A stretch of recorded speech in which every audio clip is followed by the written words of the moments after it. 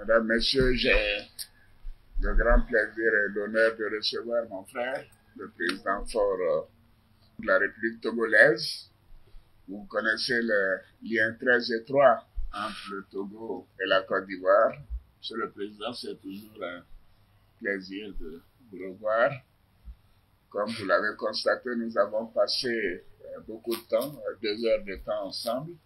Nous avons passé en revue les difficultés, les préoccupations que nous avons au niveau de la sous-région, que ce soit au niveau de la CEDEAO comme de l'UEMOA.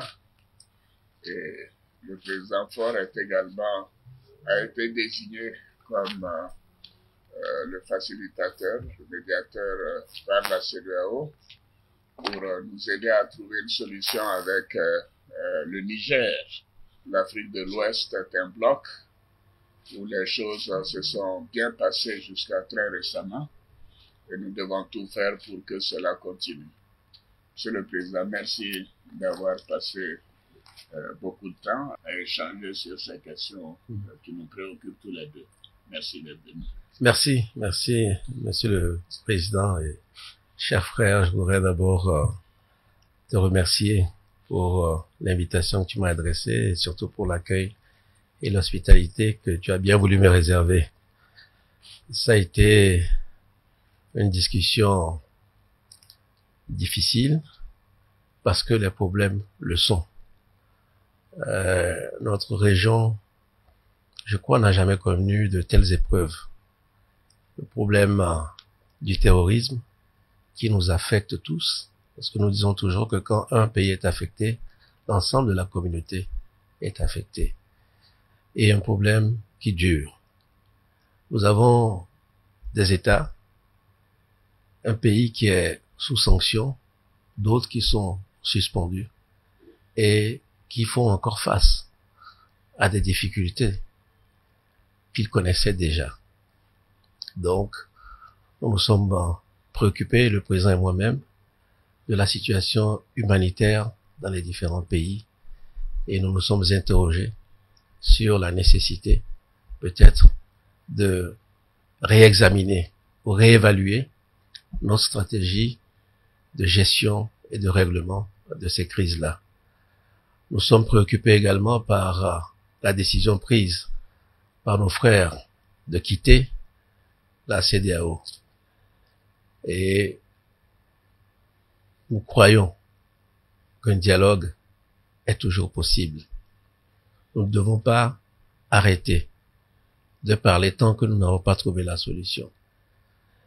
Avec ce que nous vivons, il y a les sommets, mais entre les sommets, il est important que nous puissions avoir de tels échanges pour nous tenir au courant de l'évolution des choses, pour que les problèmes ne soient pas comme gelés entre 2 sommets, mais que nous continuons de nous préoccuper, nous continuons de rechercher inlassablement la solution.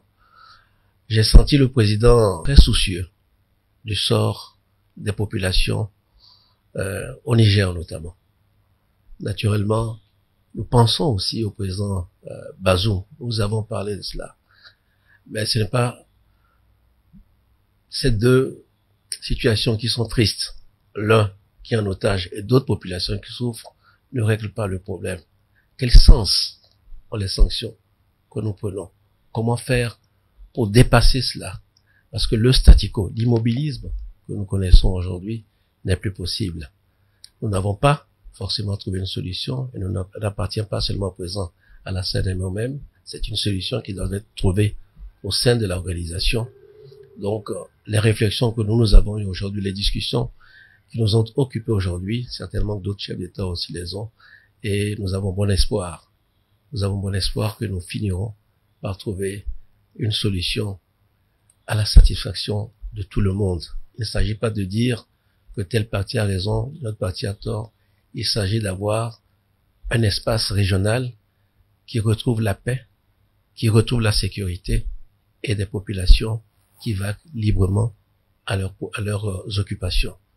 Que nous reprenions le cours des événements. Nous sommes convaincus que tant que la solution n'est pas trouvée, nous devons continuer à travailler, à discuter, à dialoguer parfois pour nous dire des choses qui ne sont pas toujours agréables, mais nous devons continuer à parler, parce que c'est notre raison d'être. Quand on parle de la CEDEAO des peuples, nous devons être en phase avec ces peuples-là. On peut avoir des malentendus momentanés, on peut avoir des désaccords, des différences d'appréciation, mais l'objectif reste le même. La paix, la sécurité, la stabilité et surtout la fraternité. Donc nous nous sommes quittés quand même sur une note d'espoir en nous donnant rendez-vous dans les prochaines semaines pour essayer de trouver une solution. Merci, Monsieur le Président, pour vos avis qui vont m'aider moi aussi à continuer la mission qui m'a été confiée. Donc, encore une fois, merci, et je ne peux pas vous quitter sans vous féliciter de nouveau pour l'éclatant succès des éléphants de la Côte d'Ivoire lors de cette dernière CAN. Félicitations à tous les joueurs, félicitations à toute l'équipe et bravo à vous, Monsieur le Président.